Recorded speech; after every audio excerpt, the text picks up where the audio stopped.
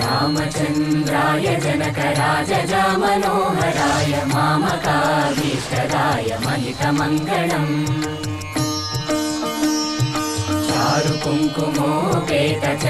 चारुकुङ्कुमोपेतचन्दनानुचर्चिताय हारकटकशोभिताय भूरिमङ्गलम्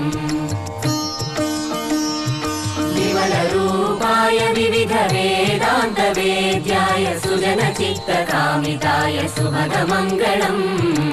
रामचन्द्राय जनकराजजामनोहराय मामकाभीष्टदाय महितमङ्गलम्